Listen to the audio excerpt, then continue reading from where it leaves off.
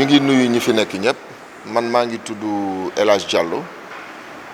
nekk chargé de la vie politique ci la coordination des activités politiques du DG Maodo Malick Mbaye ñu ànd ak une très forte délégation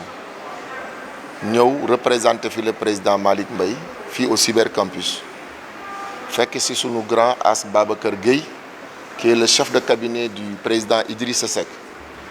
pour indi li nga xamante ni moom mooy parrainage yi nga xamante ni Maodo Malick Mbaye en tant que collecteur def na ko au niveau de Thiès mu nekk loo xamante ni dañ ciy kontaan délégation bi ma àndal mën nañ ci citer ñu bari ñu mën ci citer Talla Diop responsable des jeunes mën nañ ci citer Fat Baro Fall citer ci Aïda Fall citer ci Loli Fall citer ci Aminata Diouf citer ci Mohamed Seck citer ci Babacar Lo ñu ànd ñëw fii tey pour représenter Maodo Malick Mbaye mu nekk nag loo xamante ni c'est un événement boo xamante ni bu ñu jox importance la en principe c'est Maodo Malick moom ci boppam sax moo bëggoon ñëw pour remettre les parrainages mais empêché mu woo Babacar waxal ko les motifs de l'empêchement mais mu waxoon ñu ne bu ñu ñëwee nañu leen xamal ne la il colle beaucoup d'importance à ce parrainage parce que parrainage bi nekk na loo xamante ni lu am solo la c'est un préalable important pour les élections yi ñu war a jëm yàlla dogal nag fii ci Thiès Idrissa Seck nekk le délégué régional de Thiès ñu ko ci féliciter di ko ci encourager mais di ñaan yàlla également mu am ci ndam mais di wax ni rek li nga xam ni collecté nañ ko mu nekk 5033 fiches te parrain 5033 parrains yoo xamante ni Maodo Malick ànd na ak ay nitam ñu def ko pendant plus de 2 semaines nous avons travaillé d'arrache-pied yi équipe bii ngay gis bari na ci ñi nga xamante ni c'est des fonctionnaires ñi nga des ñu am ci ñoo xam ne dañoo yor seen i métier di ko liggéey ma leen di remercier encore au nom de Maodo Malick ak ñi nga xam ne jotuñu fi teew parce que équipe bi ci doon liggéey yaatu na am na ñu bari ñoo xam ne ils sont empêchés aujourd'hui moom moo tax teewuñu fi mais dañu élire quartier général au niveau du siège suñu xëyee nekk ci terrain bi di collecter suba ba ngoon jot te fayoo leen ñaari dërëm suñu tourné waatee pendant 2 semaines ñu collecté 5033 fiches pour un premier dépôt parce que on pense encore faire un deuxième dépôt parce que Maodo dafa jàpp ne rek lépp lu ñuy wooteel ci réew mi surtout le président de la République Macky Sall jiite ko moom yaakaar na ni ku koy def rek moom nga koy defal donc moom moo tax mu bëgg a wax mu wax ni rek instruire ñu wax ñu nañ ci bay suñu waar loo bii ñu indi nag dañ ko indi pour remettre ko As mu remettre ko incha allah le président Idrissa Seck loolu nag yaakaar naa ni du ñu wax ni c'est inédit parce que ku xam le président Malick Mbaye xam ses relations avec le président de la République xam détermination ak engagement dans le cadre de Benno Bokk Yaakaar mais xam également taxawaayam fii ci biir Thiès moom mu indi 5033 fiches waru la bett aux dernières élections nous avons gagné le plus grand centre de vote qui est le centre Modou Kane de Thiès yàlla dogal aussi nit ñi nga xamante ni joxoon nañu bopp foofu ba voté ñu en majorité bi ñu leen solliciter seen parrainage ñoom ñëpp ñu ci ëpp dañ ci d'accord ànd ci ak ñun mu nekk loo xam ne ñu ngi ciy remercier les populations thiessoises di ci remercier les populations de Thiès Est en particulier di remercier les ñi nga xam ne ñoom ñoo nekkoon ci terrain bi di effectuer ce travail colossal mais également di remercier le président Malick Mbaye mi nga xam ne ménagé wul benn effort lépp lu mu mën def na ko il a mis les moyens def na ci lim ci war a def jàppale ñu encadré ñu ba nga xam ne liggéey bi ñu mën ko def tey fas yéene ko continuer ak yéen maintenant li may wax toujours rek te mu am solo mooy ñuy ñaan yàlla lépp loo xamante ni dañ ko ci amee mu nekk njiglaay mais également As ñu lay jox ay yóbbante jëmale ko ci président Idrissa Seck délégué régional yóbbante boobu mooy que ñu fexe ba nga xamante ni le en tout cas dinañu am des dynamiques d'ensemble ñu rassembler le maximum de Thiessois possible damay wax souvent ne Benno Bokk Yaakaar yaatu na Benno Bokk Yaakaar rëy na bu ñu négliger kenn aux dernières locales élections locales président Malick Mbaye mënoon na demal boppam créer liste parallèle dem aux élections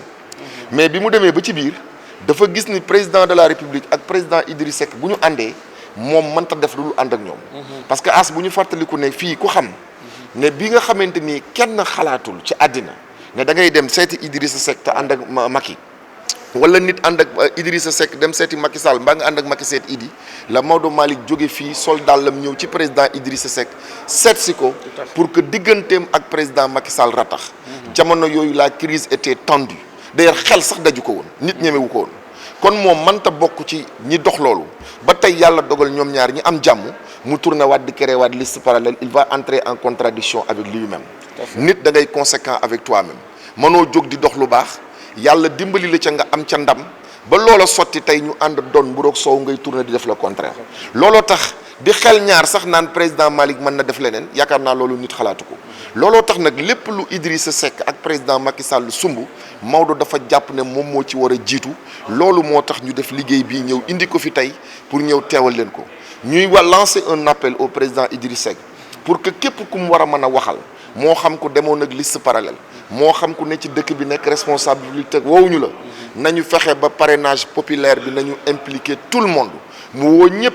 waxtaan ak ñëpp ñu massifier ba nga xamante ni bu ñu demee aux élections législatives on aura une victoire éclatante ici dans la région de Thiès. Donc loolu daal lañ ci amoon ci luñ ciy wax. di sant ñi fi nekk ñëpp di gërëm ñëpp jërë ngeen jëf.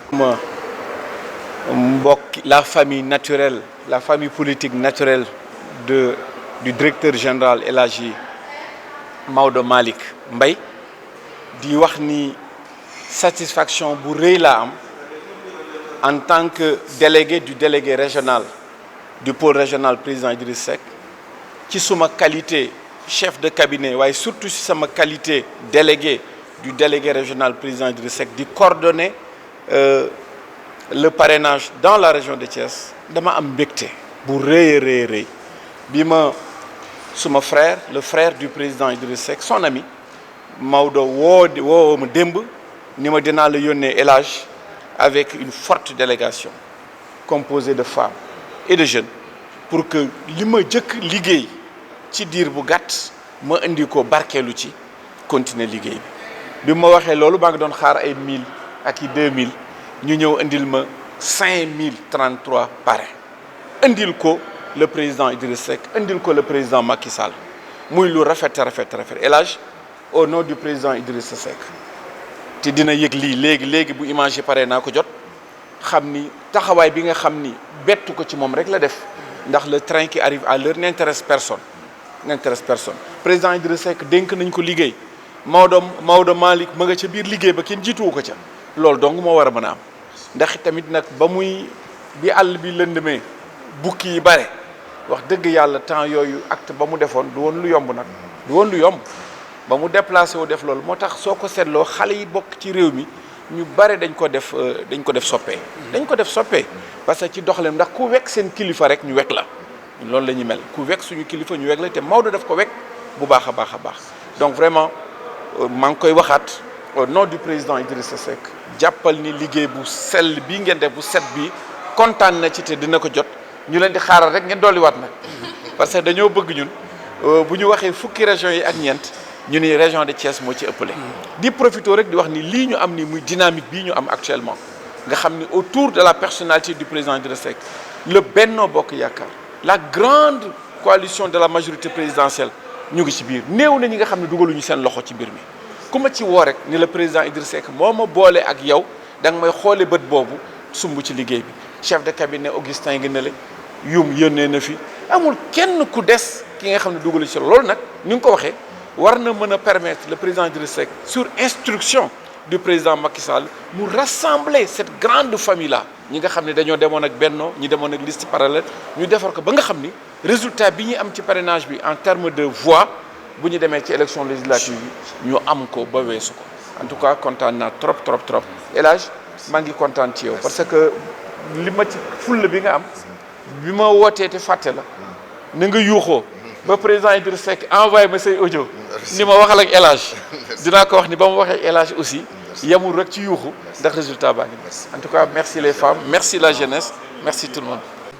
Au cybercampus pour rencontrer le chef de cabinet du président Idrissa Seck en l'occurrence As Babacar Gueye que nous remercions et félicitons au passage par le travail gigantesque qu'il est en train d'abattre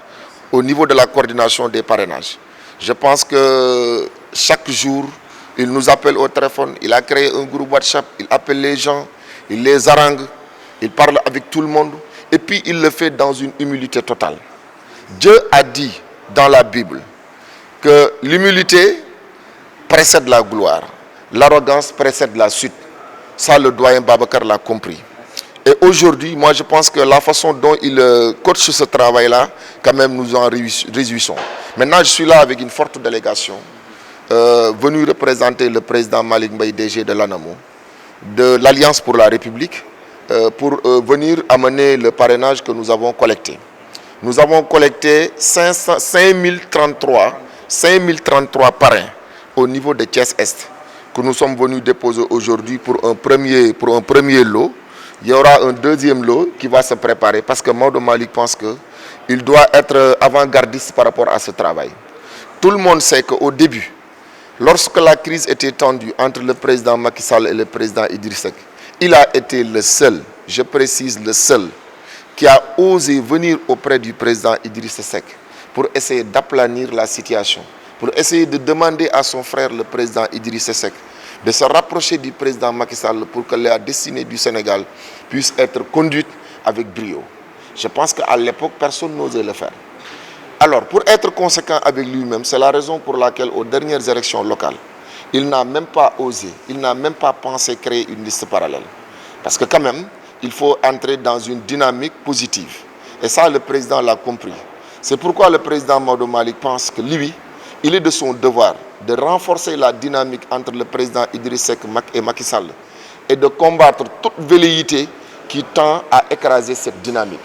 Maodo Malick se porte en sentinelle pour défendre cette dynamique. Idriss Seck, c'est son frère. Le président Malick, tout le monde, personne n'ignore ses relations avec le président Macky Sall.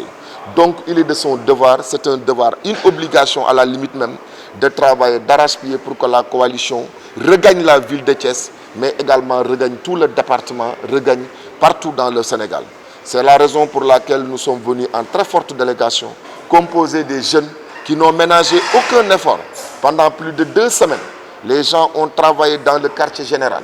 Ils étaient sur le terrain, ils ont approché les populations, sans bourse déliée. Parce que le président Malick Mbaye, il a des hommes déterminés avec lui, des femmes déterminées avec lui qui sont à mes côtés. Donc pour abattre ce travail gigantesque. Donc c'est pourquoi aujourd'hui, nous nous réjouissons de rencontrer le doyen Babacar. Et je sais qu'il a le même enthousiasme également que nous pour nous rencontrer, également pour recueillir ce travail.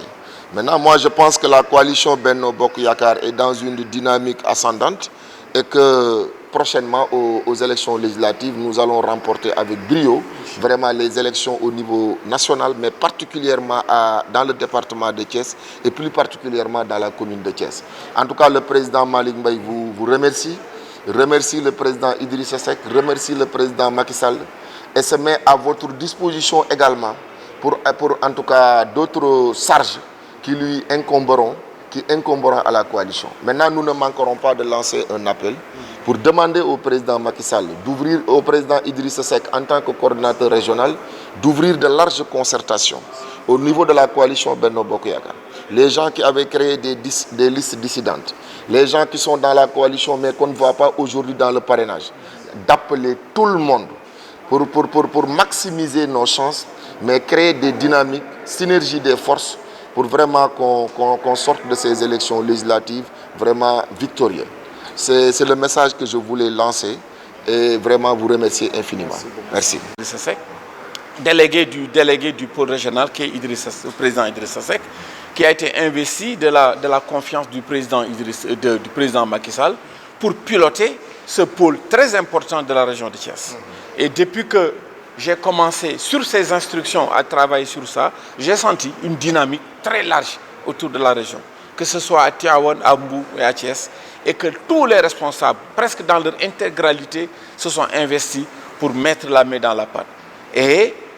parmi ces responsables-là, il faudrait citer le président Maodo Malick, qui vient aujourd'hui, pour un premier jet, de remettre pour le président Idriss Seck un lot de 5033 parrains que je viens de recevoir, et que c'est un premier lot, on attend aussi d'autres, pour dire que cela ne nous surprend pas qu'un travail qui est piloté par le président Idriss Seck, qui est le grand frère du président Maodo, que le président Maodo puisse vraiment se singulariser et travailler dans ce sens-là. Donc, à son nom, au nom de la déléguée nationale, Madame Aminata Touré, au nom du président Macky Sall, nous disons merci. au directeur général Maodo et à toute sa famille politique composée de femmes et de jeunes et de responsables qui sont autour de moi. Donc franchement, le message sera reçu et j'espère qu'avant de fermer l'opération, nous allons encore remettre ça pour que ce chiffre-là soit doublé par 2. Merci beaucoup.